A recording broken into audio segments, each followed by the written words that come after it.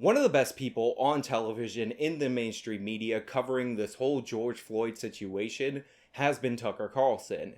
He first released a 26-minute monologue that he did on air on Fox News condemning these riots in no uncertain terms, where he showed clips of people being violent and he criticized politicians from all sides of the aisle, including President Trump's initial response, which was rather weak. It was way too conciliatory to the protesters, because at that period of time, what we were clearly seeing were more riots than protesters.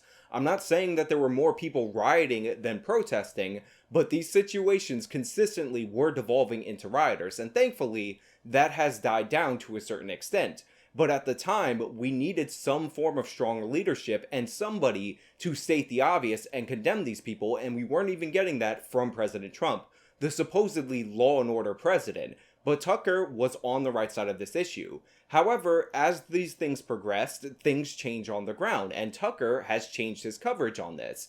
And the other thing that I found quite interesting, maybe a bit more interesting if I'm being perfectly honest, was his criticism of this social justice cult that we are starting to see form, which has kind of always been there, but now we're seeing it very publicly in all of our faces. Now, he likened this to the hero status that was given to a 12-year-old boy in the Soviet Union for turning on his parents who ended up being executed because they were snitched on by their very own son, who was more dedicated to the communist revolution than his parents were. Now, what this child did was disgusting. Siding with the government over members of your own family is horrific. However, that's just the kind of horrific that the Soviet Union loved, so they celebrated this kid as a hero, even though he should have been condemned at the time and should still be condemned to this very day.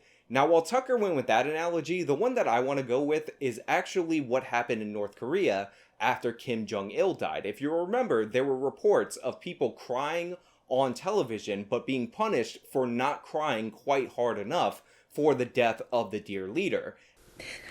장군님의 성스러운 혁명실력과 불멸의 혁명 업적은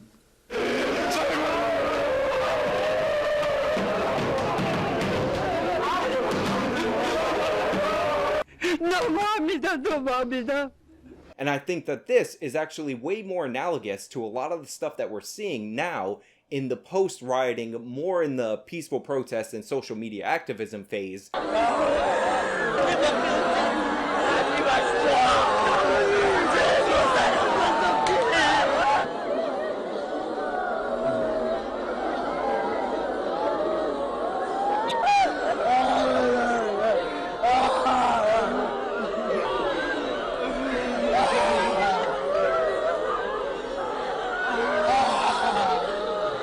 I mean, think about the black squares, which I mocked in my previous video as being dumb, stupid, and ridiculous virtue signaling. Remember, the purpose of those black squares was so that you would not take up space with your normal selfies or food pictures or whatever other nonsense that you typically would post on Instagram. However, if the goal was to not take up space and to leave these platforms open for Black Lives Matter activists in order for their voices to be able to get more reach because there's nothing else distracting people from it, then why would you put up a black square that literally does nothing but take up space? It's because in reality, the goal of the black square was not to not take up space. The goal of the black square was performative grief. It was to show that you were aligned with the cause. It's the demonstration of you not taking up space, even though that demonstration in and of itself, by its very nature, takes up space. But while the counterproductive nature is worthy of being focused on in a logical world, you have to understand that we're dealing with a cult-like organization that doesn't really rely on logic. The point of the black square was to show that you are not one of the bad people, that you are in line with the movement that's going on around the country. But more importantly, it was supposed to demonstrate who isn't in line with the movement, who to block, who to excommunicate from your circles. To borrow another comparison for history, not posting the black square was seeing who stopped clapping first in a standing ovation for a Joseph Stalin speech.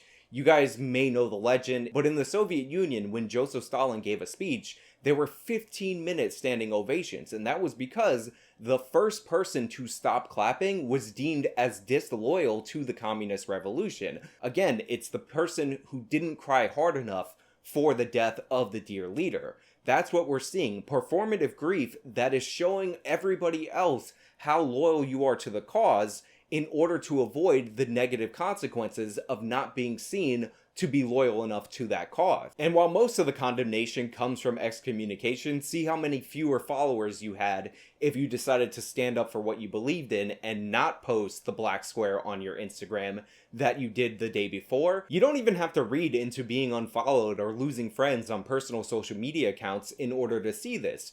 Activists actually straight up say this, that they're watching and they're encouraging their people, their followers, their true believers in the cult to watch the people that they know to see if they perform well enough so that they can excommunicate them, so that they can burn them for doing or saying the wrong thing, or not doing or not saying the right thing. Sorry, this is very fresh for me because this just happened this morning. A friend of mine, posted something without posting anything about hashtag Black Lives Matter.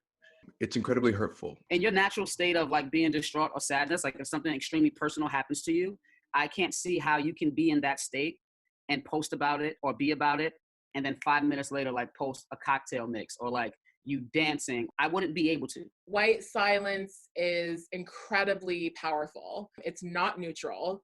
It acts like a weapon. It's not even silent. Like it speaks volumes. We saw this with Emma Watson. Emma Watson posted 3 black squares and she was trying to be extra woke. But because she did not release a statement prior to doing so, she was condemned for not doing enough. Her performative grief was not high enough for this moment. And even though she thought 3 black squares would make up for it, the fact that she had a white border over them like she does for all of her Instagram photos, and the fact that she didn't release a statement condemning this enough prior to putting the black squares made her worthy of condemnation for not being sufficiently loyal. I mean, think about it. How many YouTubers put out pointless dribble on their YouTube channels in order to virtue signal that they're down with the cause, even though they don't say anything of substance in the video? They don't have any information to offer in the video. Markiplier basically made a video talking about how racism is bad and how we should do good things because bad things are bad and good things are good. And then he suggested that you donate to a charity when in reality he was saying donate to this political campaign that's trying to enact policy. Literally not a charity. Not that Markiplier would know any better because he's just a gamer dork virtue signaling so he doesn't get the scorn for not being on the quote unquote right side of this issue. We saw the same thing with Ethan Klein's video where he talked about his interactions with the police and he really tried his best to emphasize how bad the offense he was committing was, even though the worst thing that he possibly did wasn't even discovered by the cop, and if it was discovered by the cop, he would have been treated far worse for what he did. But he had to ham it up in order to draw the distinction between how he was treated as a white passing male versus how a black man would be treated in that same situation. When I was 16 years old, I had my first encounter with a police officer. I was drinking underage. I was drinking a beer on the beach, walking with a friend. He said, grab the beer, pour it out, and just be on your way. And I thought, man, I really dodged a bullet. Drinking underage you can get in a lot of trouble for that. Even though there are plenty of situations where black people have been let off easy for similar crimes, not pulling over immediately, that's not a big deal, especially if you're a young looking guy and you're like, hey, look, this is my first time being pulled over. Drinking underage, a lot of cops have that policy where they make you pour out your drink and then they leave you alone. They only write you the ticket if you insist on holding on to it. In fact, this is so commonplace in policing that it's actually taught in policing courses as a way to build better relationships with the communities that you serve. Anecdotes are completely worthless, especially when they're coming from someone as dishonest as Ethan, who is trying to hype up the severity of what he did, even though when you listen to his story, you realize exactly why he's let off. I have a bunch of terrible anecdotes from my personal life with the police. I was harassed by the police due to an angry neighbor that didn't like me throughout my entire teenage years, and I was wrongfully arrested for a crime that was literally physically impossible for me to commit at age 12. Charge, went through the whole court system and everything. That's just an anecdote. However, if I were a black person, that story from when I was 12 that I've told on this channel before that I'm not going to get into right now would probably feel like to me to be a racial story, because why was I targeted in that scenario when it was so obvious that I could not go up into a group of 14 to 16 year olds and rob all of them? It was ridiculous. It was absurd. It happened to me. However, that's an anecdote too. It doesn't prove or disprove anything. You can't go based on anecdotes or made up alternative universe anecdotes where Ethan pictures himself as being black in that same universe and wonders how it would turn out. You have to look at the data to get a better understanding of what the overall picture of what we're facing in this society actually is. But the cult doesn't care about logic. They don't care about data. They don't care about reason. The only thing they care about is promoting the narrative. The only thing that matters is whether or not you forward that narrative. So if you're a light-skinned person or a white person and you have a good interaction with the police, that has to prove positive that there is police racism. If you're a black person or a minority and you have a bad interaction with the police, that's not because you happen to get a bad officer. That's due to systemic structures of racism. Anything proves the narrative. Even though 90% of black Americans, when asked, say that the police acted professionally and were helpful when they called them for help, that statistic is treated as the anecdote, and the negative experiences are treated as more representative overall than the actual data. Black Lives Matter. Black Lives Matter. The only thing I can try to do to leave things on the most basic, simple note is say Black Lives Matter. When asked, most black Americans have a positive view of their own police department, even if their views of police overall,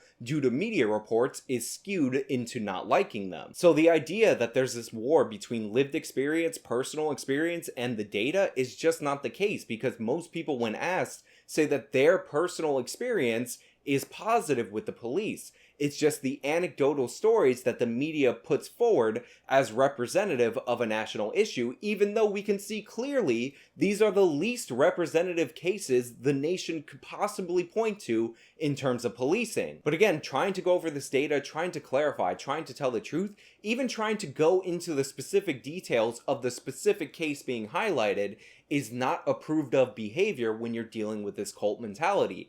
And we see the effects of this cult, this idea that you have to portray at all times that you're on the right side of this issue with the media coverage around it. Look at this local report that I found about a pharmacy that was trashed, completely obliterated by looters in my own city. Now, 98% or so of the protesters are peaceful, and only a small sliver are actually criminals bent on violence and looting. Well, tonight, the personal story of a small family business eviscerated last night by looters in the Bronx. Why is this anchor starting this segment with the people who are mostly protest, saying it's about 98% peaceful protesters? The video is unambiguously of people trashing and obliterating a minority-owned pharmacy. They stole drugs, and not just narcotics that have high street-level value. They stole cancer medication. They stole diabetes medication. They stole heart medication. These people literally robbed from the most vulnerable people in that community, the sick and the elderly.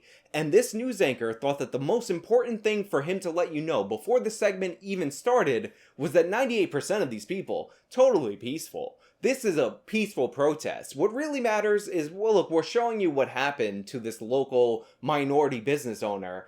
But what really matters is that the protests are peaceful. Don't turn against the protests because of thousands upon thousands of videos just like this. Don't believe your lying eyes. Stay in line with the cult. Bow to people. Wash their feet. Do whatever they command you to do, because the real virus is racism. Now juxtapose that coverage to the way that the media has shown you every single instance, sometimes fraudulent, sometimes legitimate, of police overreach and police brutality during these riots and during these protests. Now I'm sure everyone has seen the 75-year-old man who was pushed over by the two cops in Buffalo, New York. Obviously we're all against it. The cops were suspended immediately, but the media had to take it a step further and report falsely that all these police officers in that unit resigned in solidarity with the 2 officers that were disciplined. That is not the case. The reason that those officers resigned from that unit is because they were informed by their police union that they would not be defended on any actions they took while a part of that unit. If the union that's supposed to defend you, supposed to protect you personally from the cost of liability, doesn't want to defend you and is going to leave you hanging out to dry, you're not going to want to be a part of that unit that you have to volunteer to be a part of. What the union did is analogous to altering the deal after it was agreed upon, and it's perfectly fair for these officers to back out of that deal when they don't have what was guaranteed to them when they got on board. All those police officers that resigned did not do so in solidarity with police brutality. What you're witnessing is a union dispute. That's it. But it was reported by the media and gobbled up by the people who hate cops because it supports the narrative. Shame! Shame! Shame! Shame! Shame! Shame! Shame! Shame! Shame! Shame! Shame! Look at the way they shamed the mayor of Minneapolis, Game of Thrones style, when he refused to come out in support of abolishing the police. A completely ridiculous proposal. They're pretending that this weaker version of Justin Trudeau, which I didn't even know was humanly possible, is somehow not woke enough because he's not jumping on board with this insane and unrealistic policy proposal. Even public health officials, the people who are supposedly only being guided by the science, the same people who not more than 3 weeks ago were warning us that being in our own cars protesting onerous restrictions would spread the virus, even though that contradicted anything scientifically that they had stated previously, have decided to back these protests, claiming that the risk of the virus that we shut down our entire economy over, is far lower than the risk of letting white supremacy go unchallenged in our society. These people are doing something that's definitely worth it, and the virus will definitely heed the just nature of their cause and not infect these people. Remember, these are the same people who said that black people were more vulnerable to this virus, and now, because they are aligned with the political message of these protests, are encouraging these people to go out and contract the virus. Again, it's all performative and in no way connected to reality. That's why every major corporation has released some form of a statement supporting these protests. That's why you're getting messages from baking companies, makeup companies, Uber, all kinds of companies saying, we stand with Black Lives Matter, because that's how you prove you're significantly woke enough to not receive condemnation. But where are these corporations? Where are these celebrities? Where are these athletes when the issue of Hong Kong comes up? When you have people risking everything to protest an actually oppressive system, when you have people out in the streets who, if they get caught by the police, can likely disappear and never be heard from again, likely killed or sent to a work camp, where are all these people? We know exactly where they are because they are aware of these issues and they've backed down time and time again to the Chinese. McDonald's can release a statement about how they're pro-Black Lives Matter, but if the Chinese government orders them to kick black people out of McDonald's, they will fall in line. John Boyega can pretend that he's risking his career by doing the most socially acceptable thing humanly possible for him to do at this moment, even though his country has no such problem with police violence, but he can't say a word about them removing him or moving him more to the back in the poster of Star Wars for the Chinese market. LeBron James can talk all about Black Lives Matter and all about how woke he is, but when push came to shove and he could actually lose money by standing up for the people of Hong Kong, he decided to dump on a GM for tweeting out the right thing and cry about his emotional, spiritual, and financial health. We all talk about this freedom of speech. Yes, we all do have freedom of speech, but at times there are ramifications for the negative that can happen. I don't want to get into a word or sentence feud with Daryl Morey, but I believe he wasn't educated on the situation at hand, and he spoke, and so many people could have been harmed, not only financially but physically, emotionally, spiritually. Stop following anyone who pretends that they're putting it all on the line, that they're risking everything, when in reality what they're doing is the most socially acceptable thing to do in that moment. Pay attention when these same people who are virtue signaling to you refuse to sacrifice even small bits of comfort in their life in order to be on the right side against an actually authoritarian regime. Anyway, those are my thoughts. Let me know your thoughts down in the comments below. If you like this video, you know what to do. Subscribe for more content. Support me with the support links in the description box. And thank you so much for the support that I've received recently. This has been me talking about the cultish nature and the hypocrisy of this political movement. Till next time.